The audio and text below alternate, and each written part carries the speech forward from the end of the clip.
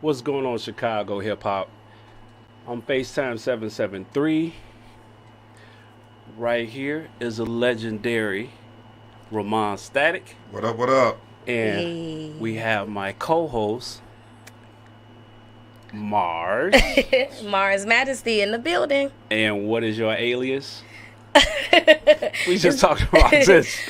Hashtag bomb babe. That's bomb like boom. Bomb babes unite. Let's get it. Okay, let's get it. So welcome, Chicago. Like I said, I'm FaceTime 773. And together, me and my co-host Mars, we are Hip Hop Unplugged. We're here for season 2. Season 2. New season, new vibes. Same Chicago hip hop. So we excited to bring this to y'all. I'm excited to be here with you guys, and definitely excited to be sitting with the legendary Rahmaan. What's up? What's up? How you feeling?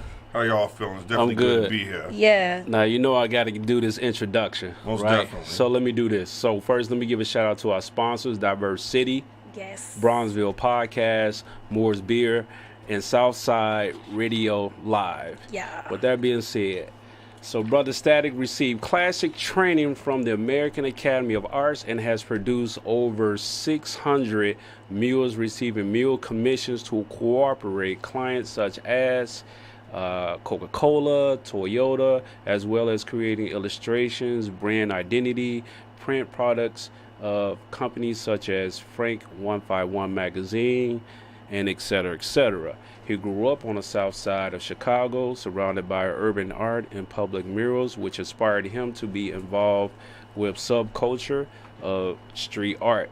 The focus of his work in the public is to fuse graffiti aesthetics with his classic training. Aside from his art, he also gives back to the community, that is After School Matters, Chicago art groups, and also he has a daughter. Yes. Yes, 7 years old, proud dad. Who collaborates with you on art from time to time. She pop over in the art. Yeah, she like my little muse.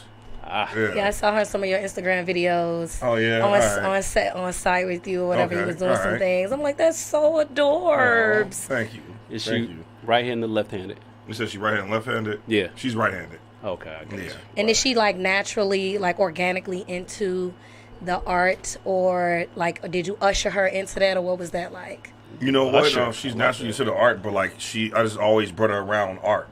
Yeah. Like I would show up to like even if she was like a toddler, I used to have this like baby carrying kit for like the front, like a bulletproof vest. Right. So I used to show up to like beatings, making demands with like a baby on my chest. So dope. And then like after a while, she started like taking part in the meetings and interjecting baby style. But she was a Right. very outspoken little young lady at this time. I love it. You Yeah. empowered her to be that way. Thank you. Like by showing her that from, like you say, from a baby on up.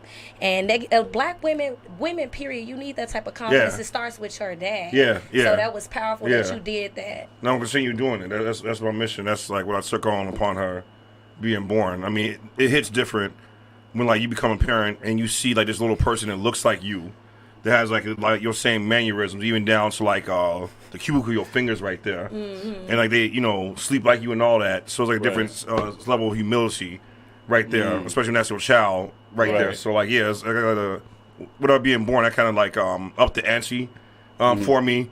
It made me like they put like, let's say, a lot of fire into my ass right there. Yeah. That not only got to protect and take care of myself, but I got to take care of like a vulnerable human being that's like the new me. Yeah. That's gonna make more of me and spread more of the DNA that I carry. You know what I'm saying? So That's what they say. It's like your heart out of your body walking around. yeah. Like in human form. I've never heard that Yeah, one. but that man. makes sense. That's what they That's put. say. Yeah. That's what they be saying Wow. on Yeah, Instagram. that's well. That's That's what very they well said put. on Instagram. Yeah. Wow. That's very well put. Yeah. Yeah. That's ill. So, can you talk? So, I know the hard static, go hard on the walls, wherever you at. So, can you speak to like how your daughter impacted your art? Oh man. I know what it is. Yeah, But, the yeah. Baby Shark. Yeah. Baby So Shark. now how my daughter impacted my art was let's say since she was born and since becoming a parent, like I was able to like identify that I lost my inner child, and since she was born, I regained my inner child. I actually know what that is, and like what I mean by inner child is like the ability to have like a sense of humanity amongst people, understanding, compassion, and like not seeing everything as black and white. You know what I'm saying? So like before her coming here, y'all was becoming more of a cutthroat individual in business and in art. But upon her being here, and there's a lot more gray area with my reasoning with people in life. I'm willing to give a person a second and third chance because of that. You know what I'm saying? So like it started making me see people different, not as cold cut like that anymore, which actually changed the way I produce art. So like a lot of my art didn't have to be as black and white like that. Hell, I started using way more color. Right. Yeah. Fuck, all I started using since she was born is color. I eliminated black from the palette. You know what I'm saying? Like seriously, that actually happened since she was born. So with that being said, can you speak to like how you watching Baby Shark with your daughter impacted you? You looked at art as like, let me make it a little bit more palatable, a little bit more softer. Can you speak to that part? Oh no, watching Baby Shark with her, that broke me of my phobia of making stuff cute. Right, you know, right. So I'm like, hold up though, like hey, I can start making stuff cute even as a grown man. But now what that like brought me into was only making stuff cute, but like finding a place where I become like creatively androgynous. You know what I'm saying? Where like your art doesn't have to reflect like your gender, race or anything like that. If it's good art, I mean it's good art right there. But like be formless with it though. So like if you want to come cute.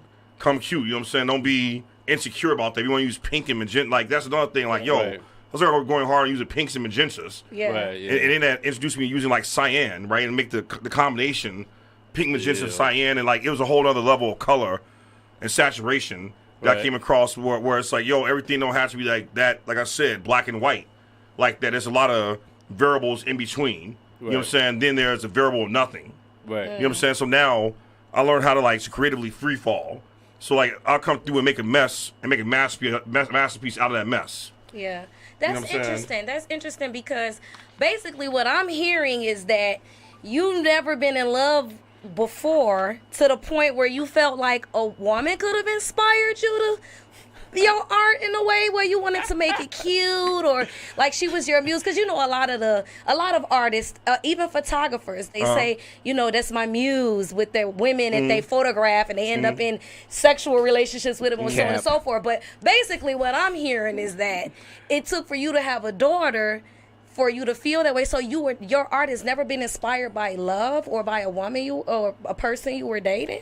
It has, but like not to the level of where before, let's say when I was a young man, late teens, early 20s, like I was like in love with women, but from a physical level like that, right? Like and like and not understanding what it is to separate two minds as a man. Right, so when I was like younger, like I just was thinking with one head. I combined both heads right there, right? As of me getting older, though, I learned how to separate both the heads right there, right? Like and put them in different places for the right time, right there, which led me to like be around women in a creative environment or any environment and not sexualize them, right there. So I'm like, like hold up, though, like you could offer.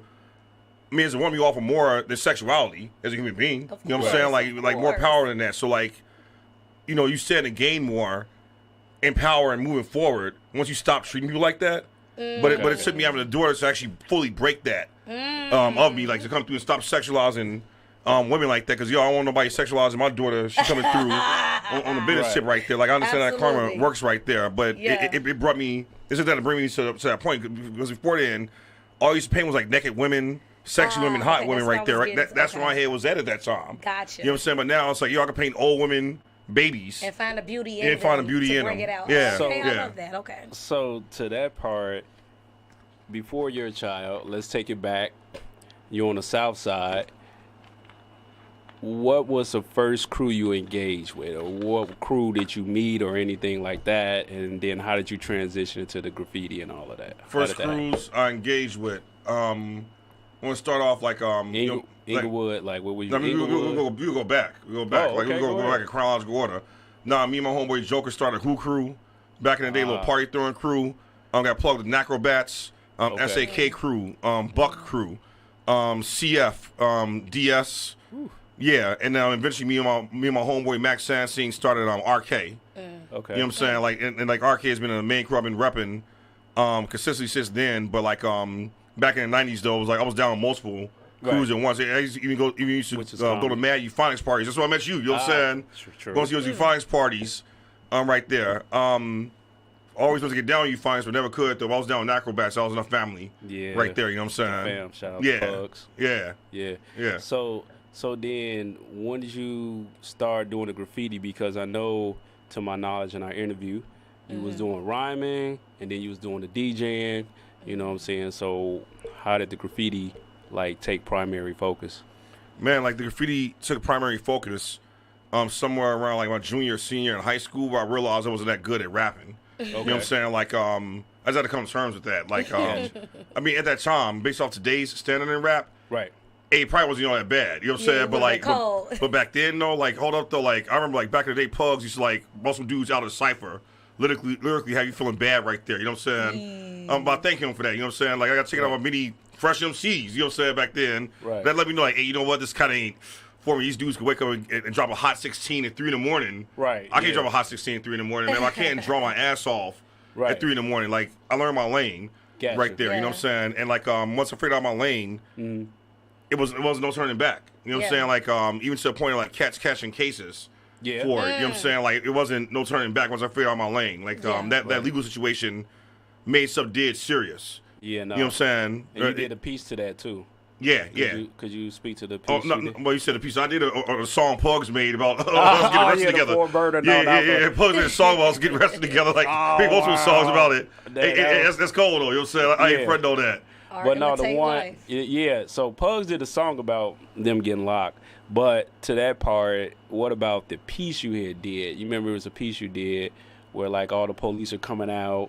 Oh, man. Yeah. Hey, I was inspired. Like, that situation and that EPMD cover I think it's Business as Usual. Right. It was an album cover. There's an album cover right there where they had the police raid. Right there. And that reminded me, and that, I mean, hell, you know what? Like, the hip hop get that real when you're getting raided, when you're getting shut down. You know what I'm saying? You got police drawing guns on you right there. The hip hop hit different right there. Like, yo, I'm married to this game. You know what I'm saying? Like, yo, it ain't no turning back. That's when you know you ain't no toy either. You're no toy. You know what I'm saying? Like, you breaking laws. So you got SWAT teams pulling up on you, or even shutting down your parties or events right there. That shit happens, man. That's and that shows like you are drawing some sense of power. Yeah. You know what I'm saying? Especially we got politicians have you on their agenda to make new laws to regulate the power that you have right there. So and that's why we don't have. That's why we don't have Cryline paint in the city of Chicago now.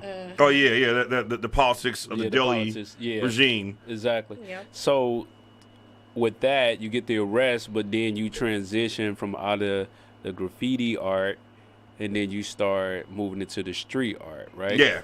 But before you get into that, break down, in your opinion or from your experience, the difference between graffiti art and street art. Ooh. For people who don't know. All right. Oh, that's a good question. Oh, you good, fam? I'm good. I got it. All right. Hey, real simple. Simple as this. All right. I'm gonna break it down in a few examples. Graffiti is a tree.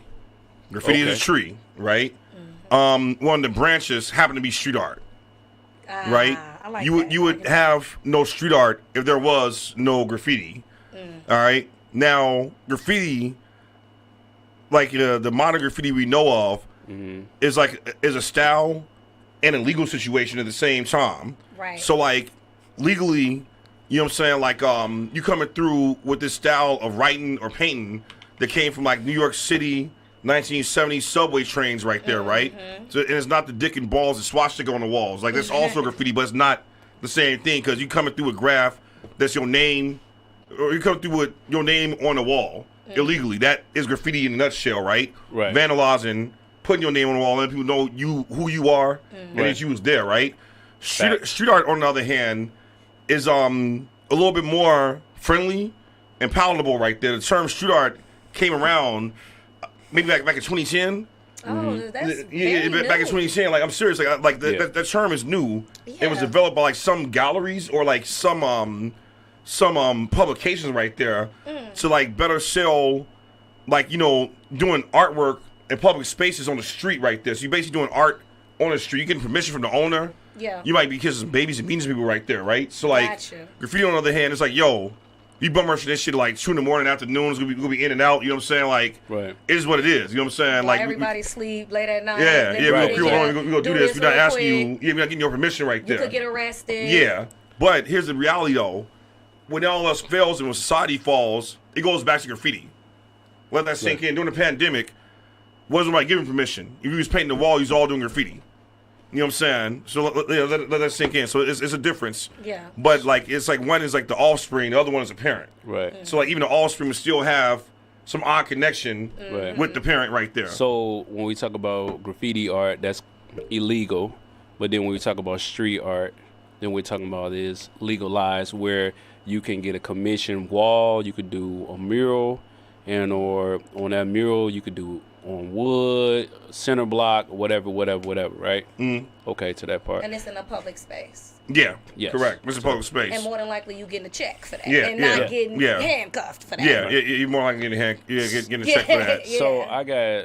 So how did street art in school, well, how did graffiti and going to school inspire your work or impact your work? Man, And what school did you go to? Yeah, I went to the American Academy of Art from the years 2000 to 2005. Yep. The reason why I went there is because like a lot of the coldest writers in this city was going there at the time. And I'm talking about like a lineup of dudes from Reznok, them Yeah. there, to who else? Solo, Aerosol Crew, Antic, the homeboy Genie. It was like a roster of dudes where like Yeah, I'm like, I know yo, if that. you was cold, you came through that program right there. Right. And yeah, you know what? I guess it's like something that you all can all learn from. To anybody is like that's have ideas of going to art school, pick your art school based off their alumni, the people that graduate from their program. If you have household name people that graduate from their program, Right. that's cold like that, you might want to go down that same path. You can't recognize anybody in that program. That's not Right. the school for you. You know what I'm saying? Because every Right. college specializes in a Different certain thing right there. You know what I'm saying? They may happen to have an art program, but it doesn't mean an art program is legit. It's probably only there for the elective. You know what I'm saying? Right. But yeah, the dudes who made Mortal Kombat came from there. So I'm like, yo, I gotta get down. Wow. Yeah. I gotta get down with that fire right there. You know what I'm Yeah, saying? yeah. So like what I was doing from day one, it was like stuff I was learning in life drawing, like a lot of 101, 100 classes, just like introduction to art and design. Body anatomy. What was your favorite class, like if you could recall one? Oil painting. Oil wow. painting. Oil painting, Okay. yeah. Oil Time painting consuming. with Ted Smuskevich right there. He was the person that taught Remember the name and the everything. known illustrator Yeah. Alex Ross. Right there. Ill. Yeah, Super he's ill. pretty Wow. wild. Yeah, Yeah, Alex Ross's. Yeah. I got one of his comic books at the crib. you actually watched him paint panels in real life at that school, and it changed the way I paint. Oh. Basically, like knowing all that, I wanted to like bring that to the street and do that all with a can. Yeah. But back before it was called street art, you know what I'm saying? Because that's the thing. Like looking back at it, like, I come from an era of graffiti art, like where like a lot of graffiti artists and like a lot of people that wanted to paint Right. with a can, it wasn't necessarily still into painting name over and over again, was painting with graffiti writers. You know what I'm saying? So like we'll kind of get dissed and like, oh, you ain't doing real graffiti right there. But because didn't have a term for it back then. Right. Years later it became street art. You know what I'm saying? So like, Right. Back then, yeah, I was rocking street art before It was street art. it was street art. Yeah. You And know what it's I'm saying? powerful. Yeah. There's power in the words and being acknowledged and putting a title on it because, like you say, once the publications and the general public and the culture acknowledged it for something else, it got that different respect, and then it brought a different level of bag Yes. and opportunities to you. Yes. And I don't know, for some reason, while I was just sitting here, you was talking about that. I could see you in a school somewhere, like teaching street art. Oh, I did that already. You did it? Oh, But I'm okay. retired. Let I'm me retired. I know did that like then. 15 years. Retired. I'm retired. Yeah, Yeah, you're yeah. not done yet. Yeah, play out the game. You're not done No, yet. I'm free agent now. I'm not gonna even lie. I know when I used to go downtown, I remember you pugs were like the first people from the South Side that I knew of that actually did street art. Yeah. And actually like taught classes, and I thought it was like amazing. I'm like, man, these cats teaching graffiti and they teaching typography. Yeah. You know what I'm saying? And it was just mind blowing just to see that. I mean, like, you know what? Like, let's just say I still teach, but on a one-to-one basis. You know what I'm saying? Like as far as within my years of being a teacher, what doesn't work are like overcrowded classrooms where like you have 30, 40 students, one teacher right there. No one can learn like that. Let's get that. It's a bad business plan. Stop it, yo. No. You know what I'm saying? Like, nah. No, but if I want to teach you, I'd rather be one-on-one, maybe two of y'all right there. So that way it's like more personal as far as like how it is you retain information right there. Because as a teacher, I like to make sure like you're learning what it is I'm instructing right there. Absolutely. Like, you don't feel right going home, feel like nobody listened to anything you said right there. Why are you there? You know what I'm saying? True. Yeah. So yeah. So to that part, now when you talk about teaching, education, like I always know you're coming from an inspirational space. So you had this conversation about how to find your purpose, and I think your talk points was one, ask yourself what's your purpose. Your second talk point was pray on it. The third one was try multiple hobbies until you find one that you like. The fourth one was start early as possible so you can grow and develop through trial and error. Yeah, I still stand by all those words. No, that didn't change since last week. And that's nothing. I have nothing to add on to that right there. But I guess the thing to reiterate is first like ask what is your purpose as an individual though. Yeah. Like in other words, if you don't ask, you ain't gonna never That's find such a out. loaded question. Yeah. Yeah. And it's changing, but I guess the core purpose would be I mean, like what you're sticking to. but if you ask yourself that every day, I mean, something's gonna reveal itself. It's not gonna happen overnight, but something will reveal itself though. That's real because it goes into your second part about like praying on it, but to ask yourself, you're like meditating. Yes, on it, correct. and you're moving to like a manifestation but like challenge. But to pray on it is like to conjure up like higher powers. Yeah. So like to help bring that to you right there, and when it reveals, like let's just say it's gonna reveal itself at the right time where it's meant to reveal itself. You know what I'm saying? Like that's what it come down. So don't be rushing that either though. Yeah. But let's just say you should be fortunate, or I was fortunate enough to be like to be told to ask myself that question at a real young age. That's why like back in second or third grade, my people always ask me, "What it is you trying to do?" Yeah. You know what I'm saying? Like figure that out right there. So by the time I was like in the fifth grade, I knew that I wanted to paint and be a visual artist right there. You know what I'm saying?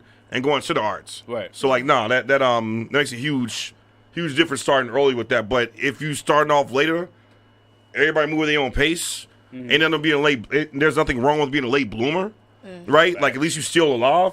Right. You might want to pray on that at the age you at right there. You know what I'm saying? And it's gonna reveal itself as long as you're still alive. Yeah. It'll come to you. As long as you're still alive, yeah. Yeah. So is that where that whole concept came out to be your higher self, mind, body, and soul, or did that come out of that whole philosophy you created, or did that just kind of just self campaign? Cause that, like when did that come from? Yeah. Where did that come from? Oh, the Be Out Yourself campaign. And isn't it mind, body, and soul? Nah, that's just Be Your Higher Self. Okay, I got you. Yeah, it's Be Your Higher Self. The term like I created as a brand and it's like a double or triple entendre. Okay, we got time. For one, for two, it was started like as a move for me to create murals that was funded by the people. That was funded by the people, but like that was under my full direction. That could go almost anywhere.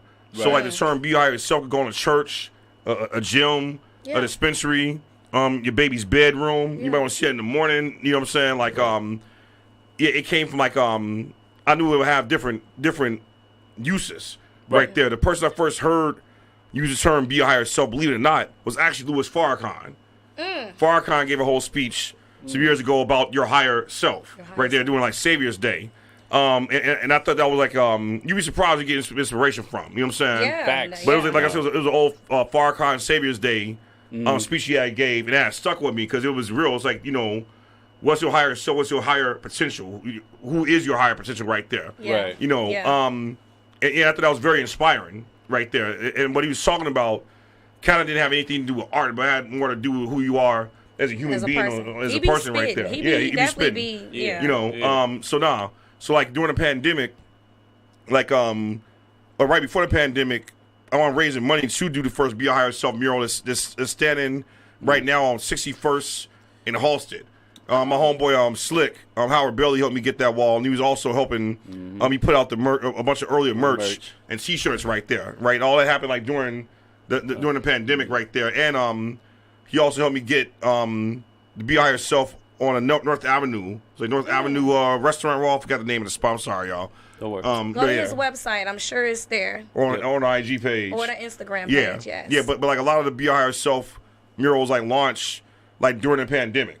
That's so right. like when everybody was inside, I wasn't standing inside you. I was running these streets. You know what I'm saying? Like you're saying inside, man. So can you speak to that strategy? Because like the pandemic, because you was talking about like, you know, you had a couple plans and things started to shift, and then you stepped back and then you were like, okay, here's a perfect time for me to like really brand myself. Yeah. And so can you talk about like the pandemic hit, and then you're like, I got this idea to go out and just go pretty much like go all city. You really pretty much is that you went with the all city philosophy? I went all city with doing murals. You know what I'm saying? So that actually happened. All City from Rosemont to Roseland. You know what I'm saying? Right. Your boy represent. Who was rolling with you on that? Man, homeboy Cujo.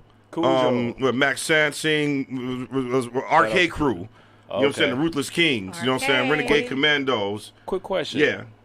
Is Hebrew Bentley associated with RK? He's old homeboy. But he was never down with the crew. I know. I saw he done some work with y'all before. Yeah, we've worked together. Okay. You know what I'm saying? He was wasn't actually plugged with the crew right there. My man was his own giant in his own land. You know what I'm saying? Shout out to Hebrew, but shout out to homeboy Hebrew. Yeah. But we ran together. You know what I'm saying? Like I said, we like childhood friends. Yeah, I know. So that's why I asked that we question. go back to like the Point days, like the '90s right there. You know what I'm saying? We're like, like I remember homeboy was originally rocking them goggles. He was the original fly boy. He was coming through rocking the goggles.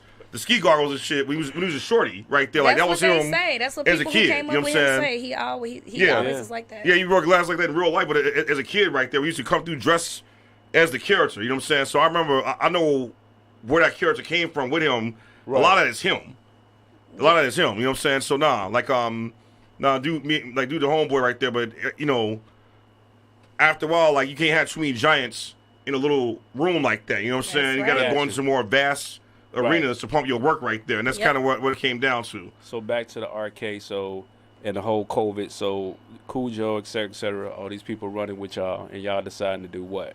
Yeah, but really, arcade was around before the pandemic. We had started arcade back in '97. Correct. Right there, so he was going hard with it.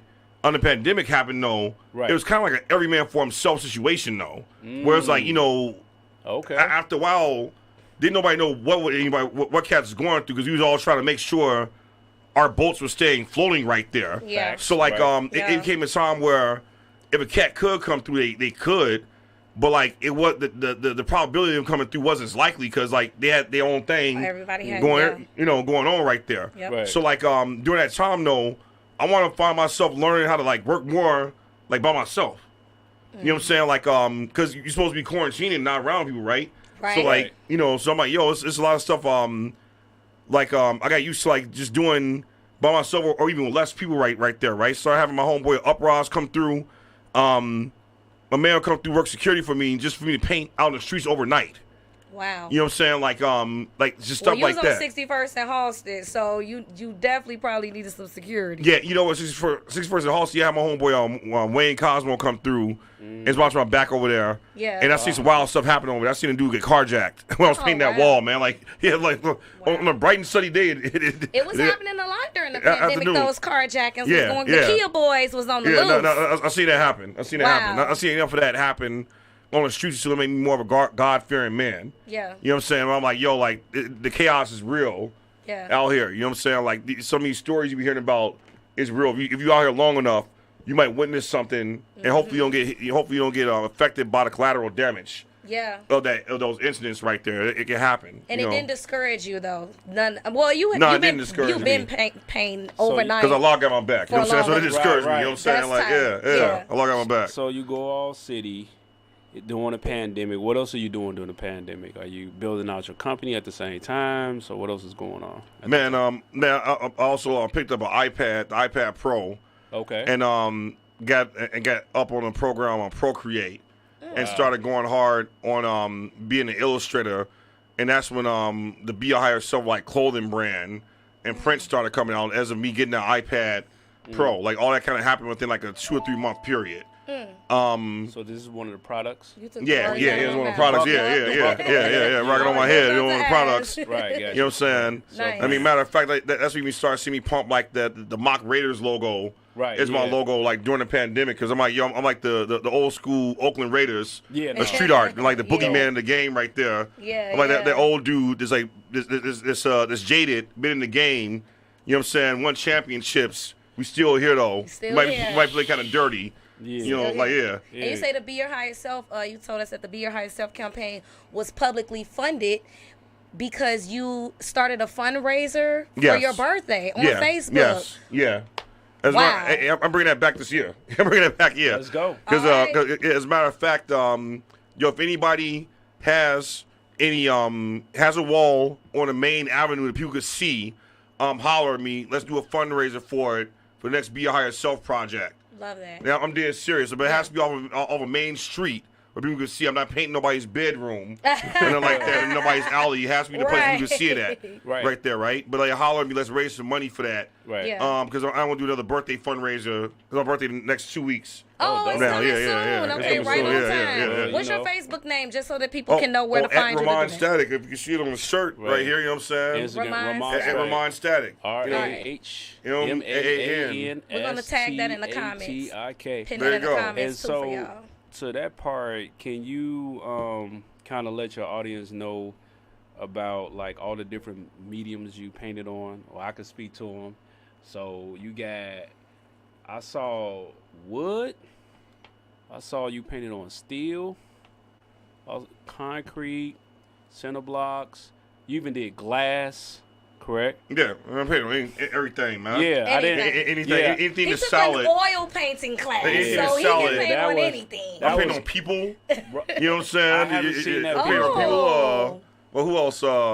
Body art. Yeah, I've done body art, man. I paint on any and everything, man. If it's stay in one place, right, it's a solid form, right. Chances are probably painting on it. You know what I'm saying? And so you've been to Germany with that. Yeah. You've been to Bangkok, Thailand. You did you did Honduras. Yeah. Right, and then you did Taiwan. No, it was only Thailand. Thailand. Yeah. Well, Mexico. Yeah. Tijuana. Tijuana.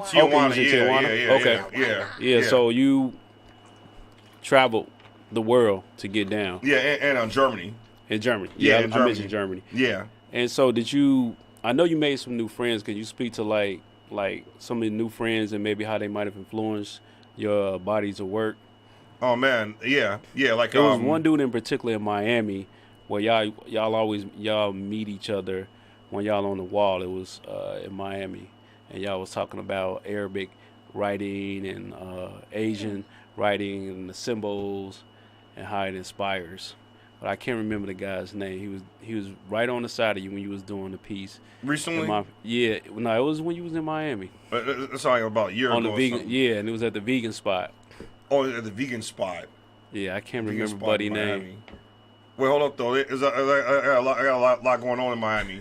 No, and like a lot of history. Yeah, no, because have you ever participated in Art Basel in Miami? Yeah, no, that's what that was about. Like, cool. It was doing Art Basel, but like, here's the thing though with Miami though, in Art Basel, and there be a lot going on. It's like, all right, Miami is an odd city, right? Like odd city, even odder than Chicago, it's where it's like two sides to Miami. You got Miami Beach. It's all glamorous. Right, yeah. Then you got First 48 Miami off Biscayne Boulevard inland. You know what I'm saying? Like, you got Bonafide, Little Haiti, Little Havana, right? First 48 Miami, right? It's two different Miami. One side is glamorous, and the other side is like, yo, this is a damn hood. This hood right here. You know what I'm saying? Very much ratchet. Right. Like, yo, I'll see exactly what it is. You know? Broward County. Yeah. Well, Kodak Black. Man. Yeah. The hood. You know, like, yeah, man. I'm over here with that one.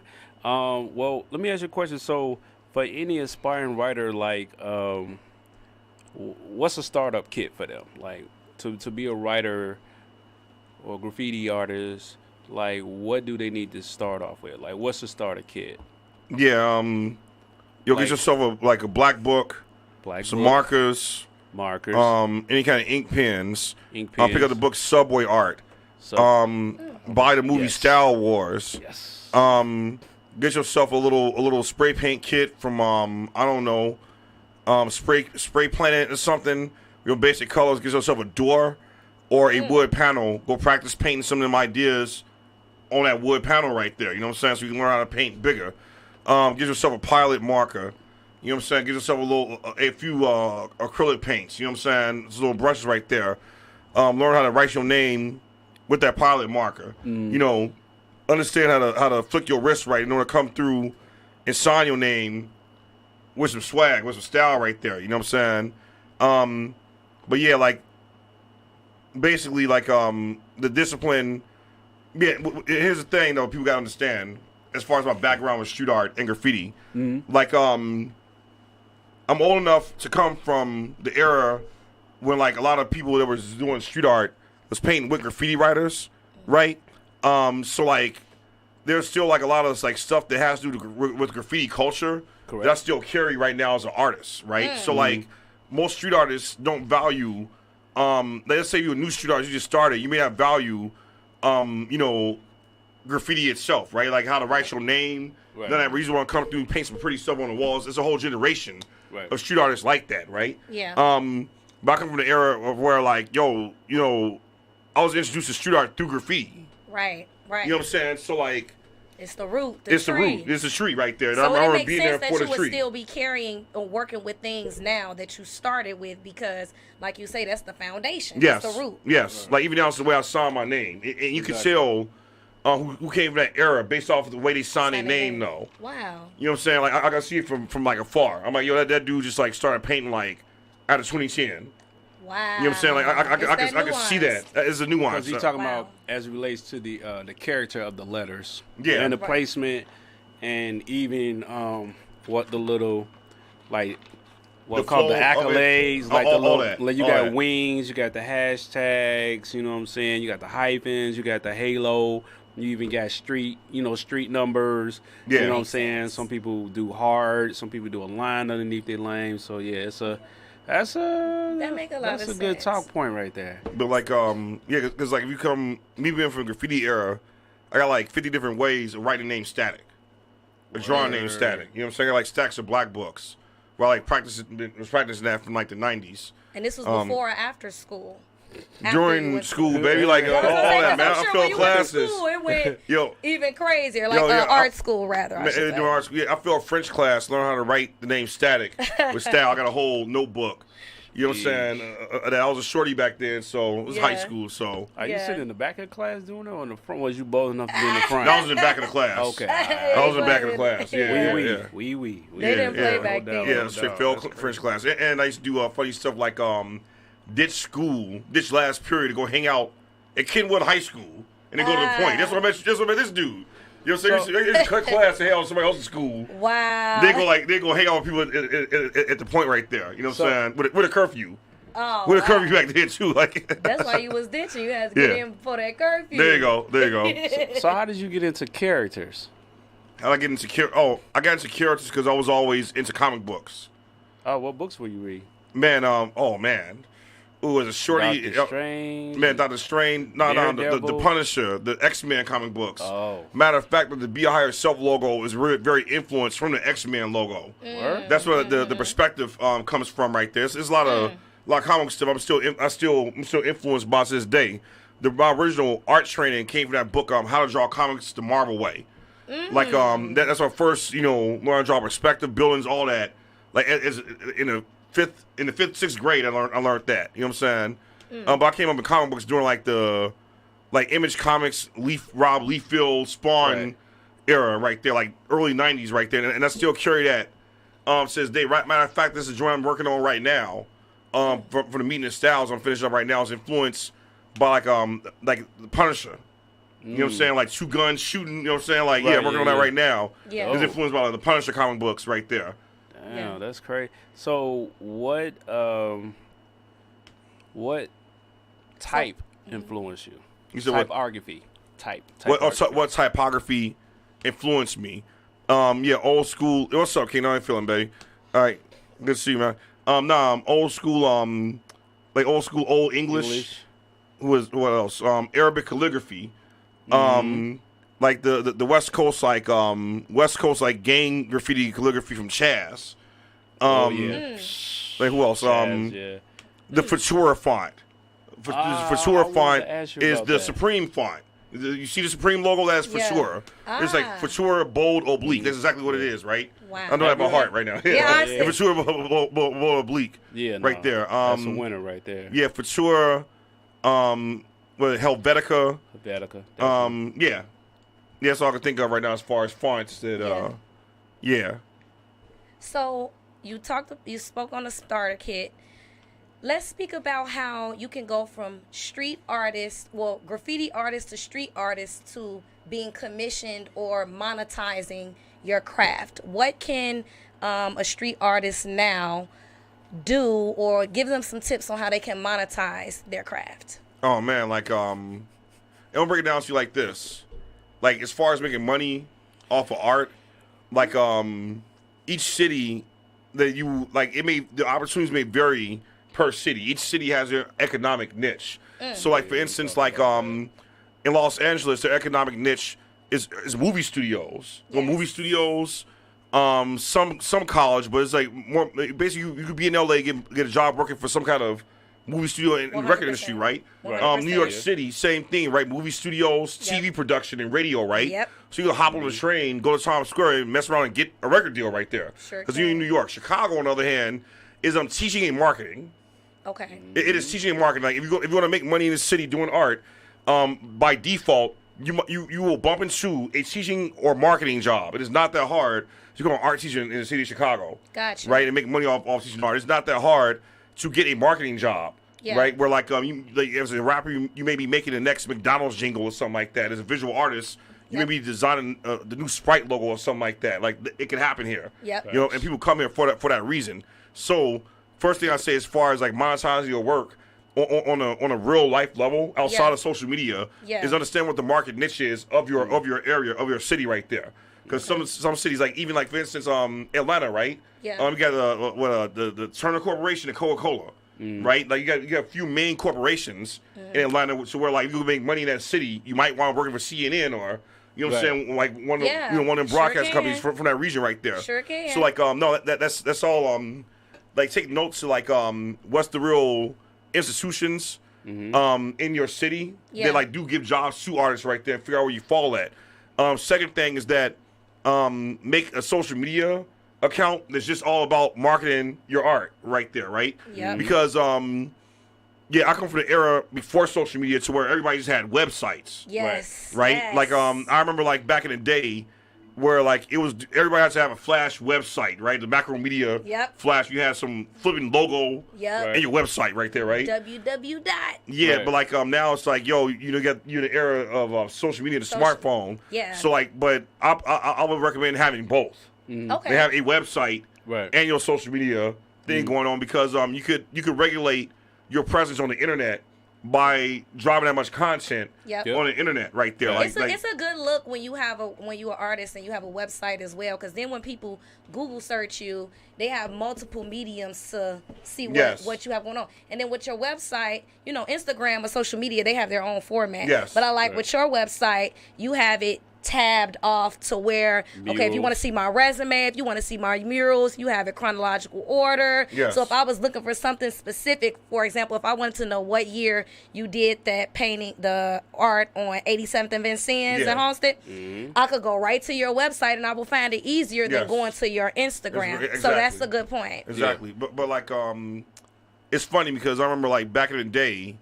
like the internet, when the internet was young. I was around like in college. Where like the internet was young, right? And people thought like, yo, like you got this website called Art Crimes. Oh man, he's trying to make some federal registration to list graffiti writers, right? Man, it wasn't all that damn deep, man. Like, it wasn't that deep, because all the same people was shook on the internet back then. They all have social media pages fighting for likes right there, man. Like, you know what I'm saying? Like, and that's the thing. Like, as artists though, like sometimes technology isn't the boogeyman. Sometimes technology is a new environment you have to learn how to deal with. Yep. It's not going anywhere. You know what I'm saying? Yeah. Like, and that's what a lot of stuff right there. Like, if anything is going to get more powerful right there. So how do you plan on dealing with that to survive or you might wind up get turned to a pillar of salt, man. You know what I'm saying? Like, so Yeah. within that volcano. You know what I'm saying? Like, Right, turn to a pillar of yeah. salt, man. So You know. So with that being said, are there any like last words you'd like to say to any artists or any points you like to make? I know I like to make one. I like to thank you for turning, the urban communities, you know what I'm saying, and then just communities in general into art galleries Yes. and museums. Yes. Thank you. I think that was, purposeful and intentional, and it definitely inspired me to, want to be my higher self, in the sense of like, what values and principles do I have that I can hold on to elevate, to a certain standard. So I definitely appreciate seeing that work. Thank you. Yep. Thank you. And that representation matters, especially when you living in a underfunded or impoverished community, and your schools are not up to par. You don't have the technology. You may not have the ability to have a phone, but you have this beautiful artwork right outside of your building, and you can tap into that for a piece of joy and maybe inspiration. Like, it's probably students, kids, whomever who never even tapped into their artwork or their creative side, and they see that and they get inspired to tap into that. So not only do our communities, but the hip-hop community, we need pillars like you. That's why, even though you said you're done, I do see more teaching in your future. Keep it going. So tell us what you got coming up, anything we can look forward to next. I know you have something every third Thursday of the month at your studio. Every third Friday. Every third Friday, I do an open house at my studio at the Bridgeport Arts Center. Or 1200 West 35th Street. And it's guaranteed every third Friday of the month. So, like, if you want to meet me in real life, and come through and buy some merch or some art, swing through there. I'm up in there in Unit 4022. As far as last words and things that people need to understand about me and my mission right there. I'm in the business and on a mission of creating landmarks, right? Like, everybody's hood, everybody want their own Mount Rushmore. Everybody want their own Statue of Liberty. Yeah. Every hood want their own Puerto Rican flag over their avenue right there. Everybody wants that right there, and there's nothing wrong with that, right? Because that creates a sense of cultural identity for the people of that area and cultural pride right there. Yeah.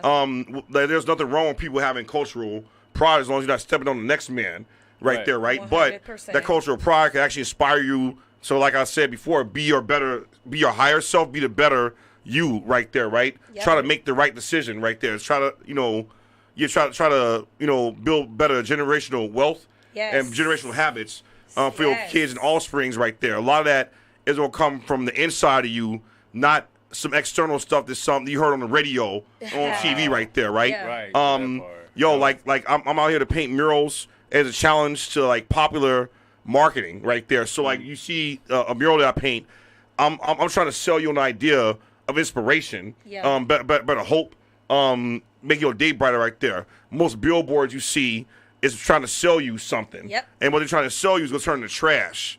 Right, that old iPhone, them Jordans, all that. It's going to turn into trash, yo.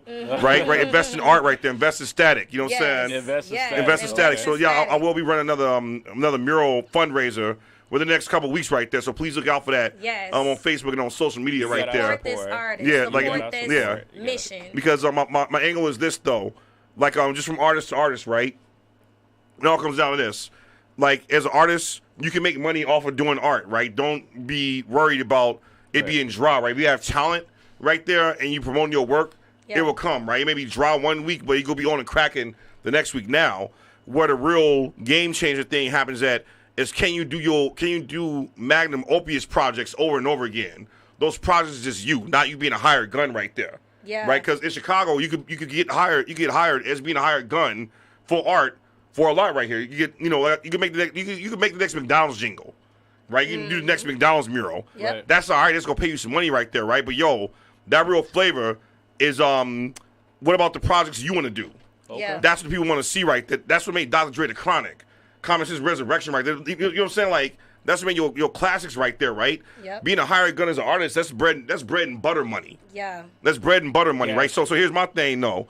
Like usually, if I'm making a nice lump sum like that.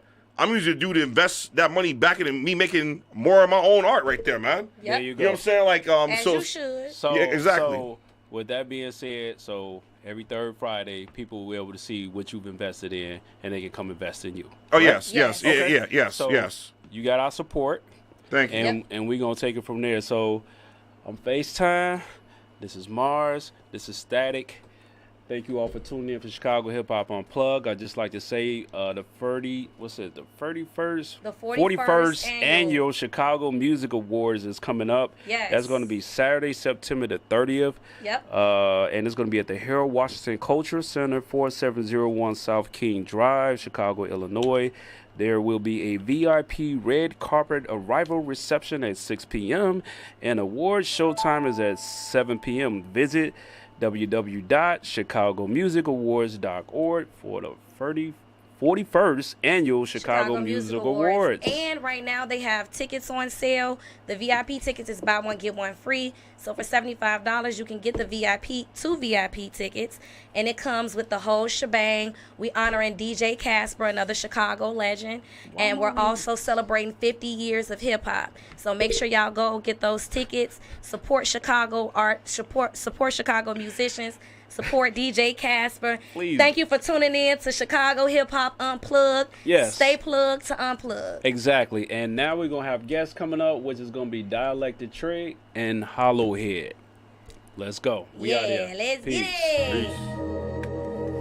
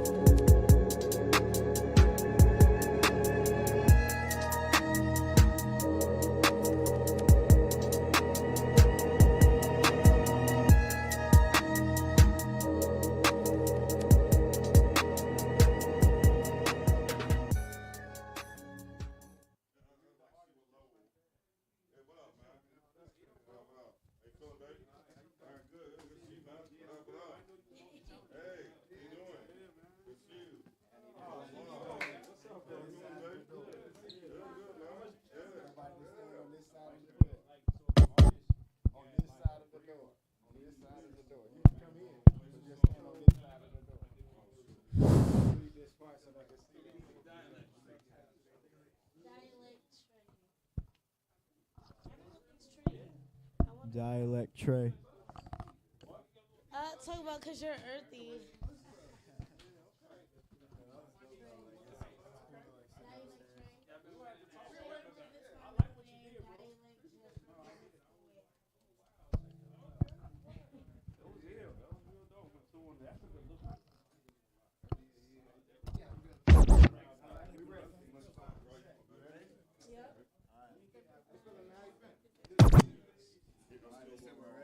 Oh, we're ready?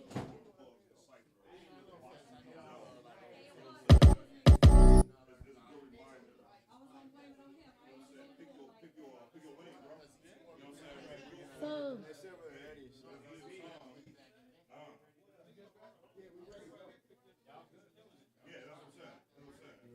All right, so we just gonna drink our first track. Yeah.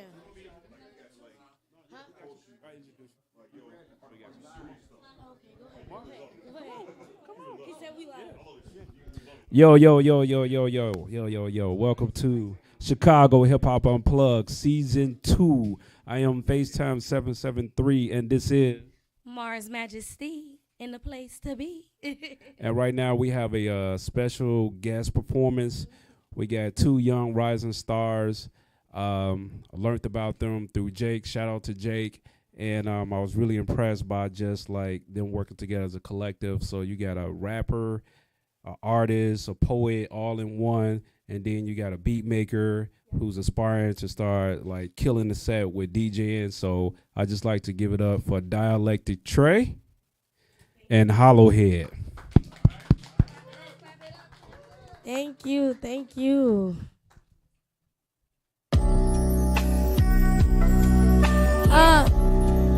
Yeah, Say rock with me now. rock with me now. Say rock with me now. Rock with me now. Say rock with me now. Rock with me now. Say rock with me now. Rock with me now. Rock with me now. Rock with me now. Yeah. I got dreams that's really bigger than me. Mama said stand up and put your foot in the seat. The root is all I needed. Niggas never seen it, but reaping, mama's weeping. Catch the tears in the pride, the sun no longer shining. Divine, I'm still divided. Yeah. Callous on my finger, counting money to my hands. Green still in the harmony. Nigga, it ain't no peace when I'm here. You better value me first, just to make it all clear. It's been a lonely world being myself. I can't trip over nobody else, cause I'm keeping my shoes tied. Niggas, they talking slick. I can't fall for those guys. Now my heart been set ablaze. Just a monster in the cage. Call me Trey, it's nice to meet you. How can I be of service? Take me as I'm weak, I like to greet you. But this ain't sweet, I got the purpose. Niggas nibble too hard, catching diabetes. They super greedy, just to get this sweet shit. But they super sweet, I am not a sweet bitch, nah. Say rock with me now. Rock with me now. I got dreams that's really bigger than me. Mama said stand up and put your foot in the seat. The root is all I needed. Niggas never seen it, but reaping, mama's weeping. Catch the tears in the pride. The sun no longer shining. Divine. The sun no longer shining. The sun no longer shining. The sun no longer shine. The sun no longer shining. See, the sun no longer shining. The sun no longer. Yeah, see what you do for the, and can it make you do flips? What you do for the click? Niggas they cool but they stiff. Blick jam when they cocked it. We live by the bullet and we die about it. Niggas straight clowning. Me, I'm a cowboy with a tumbleweed and Altoids out. You nigga, you'll float like a feather whenever a vet. I'm sending calls and they come and collect. I took the ball at your hand and then I flexed on that ass. Ashtray full of guts, I promise smoke I could pass. Like yeah nigga, Rock with me now. yeah, say yeah nigga, rock with me now. Rock with me now, yeah. With me now. Ow. Yeah. So that was that first track, Rock With Me Now, which you guys could find. No longer shining on all platforms under Dialect Tre, the villain arc. We finna hop right next into the next one.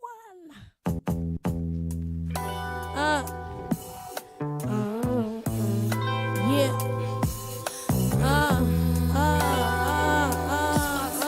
Yeah. See, this a turn in the atmosphere. I had to learn, be the one. It's a hard title to earn, but I put the grit in. With the same tendency, niggas they beg for tippins, begging that they have for me. A odyssey, cause what I mean, I'm in between toy lines and blurred pages. Nigga, a awkward angle. I'm not the nigga who flexing the star bangle. I'm getting entangled with myself, this love from every angle. He like the way I address what's it on his chest. Then I turn around and put the pussy on that, giving the kitty a stretch. Then we rest like a sis and deceased, a test. If you can handle what I'm throwing down, pick it up, then he came right back around. The sound is so theatrical. He sit right in the middle. We can carve this stencil. Habit so habitual. You such a chemist though, but I'm a gymnast. Fit together like a syllable. But you ain't ready. The tide coming in, so once you hold it steady, I won't drown. I float back up, ascending. D rolls the way I D hoes. Bitches, I can't peep hoes. Bitch, you sweet like sweet rose. Did you clap no lingo? He better duck your Pringle. Yeah. See, I told her, let me tell her. See, this a turn in the atmosphere. I had to learn, be the one. It's a hard title to earn, but I put the grit in. With the same tendency, niggas, they beg for tippins. Begging that ain't half for me. Odyssey, cause what I mean, I'm in between torn lines and blurred pages. Nigga, awkward. I'm not the nigga who flexing the star bangle. I'm getting entangled with myself. That's love from every angle. See, that's love from every angle. See, that's love from every angle. Yeah, see my love from every angle. See, my love from every angle, my love from every angle, my love from every. See, I put the grit in with the same tendency that these niggas beg for tipping. In the atmosphere, I had to learn, be the one. It's a hard title to earn, but see me, I put the grit in with the same tendency. Niggas, they beg for tippins, begging that ain't half for me. Okay, that was Flair, unreleased shit. We gonna be getting into our last joint, so let's get it. Yeah. What if I told you I could walk on water? Would you believe it or wait till you see it? What it's believing? His arrogance. It's billions on this planet and they can't understand this. These niggas fugazi and they talking real crazy, but I'm betting on baby. I'm taking all accolades plus fades on the daily. Never play me. Fuck shady baby. I'm throwing the whole tree. Fuck your tea. Piss in it, bitch. He drinking on me. I'm kickback, front seat with the wood roll. Number 3. Disbelief that you could think who I am and who I be. I've been a monster off the leash. I sat quiet for some years so I could think. The genius does what the genius do. I play my cards and I played on these moves. Don't ever compare me who I used to be or who you knew. Suddenly amnesia, it came over me. I only know dialect. Please call me the president of these little men. Chew you up on crazy bars, never lazy. Said I look so sweet, that's why that. But I look a little closer. I am more than pussy. Put it on your face, it's wet and gushy. Seeing God, I am curling your toes. Someone like me in your interest can never fold. What you know, yeah. What if I told you I could walk on water? Would you believe it or wait till you see it? What is believing? His arrogance. It's billions on this planet and they can't understand this. Niggas fugazi, talking real crazy, but I'm betting on baby. I'm taking all accolades and fades on the daily. Can never play me. Fuck shady, What if I told you I could walk on water? Yeah, what if I told you I could walk on water? Would you believe it? Wait till you see it. Walking on water, walking on water, walking on water. My niggas walking on water, walking on water, walking on water, walking on water. My nigga walking on water, yeah. So that was Walking on Water, and that was our last song. Again, I go by Dialect Tre. I'm Hollowhead. Peace. Peace, and you can find me on social medias at Dialect Tre, and you can find Hollowhead at Hollow Henry on the gram. Thank you. All right. Hey, wait. Tell them about your new joint that you got out. What's the name of the album right quick? So the name of my newest project is called The Villain Arc. And what is that all about? A story about character. The villain arc is basically me in my villain era, me with my harder raps, me just being more vulnerable about life. All right, that's what's up. All right, y'all. Stay tuned to Hip Hop Unplugged Season 2. Yo, we out.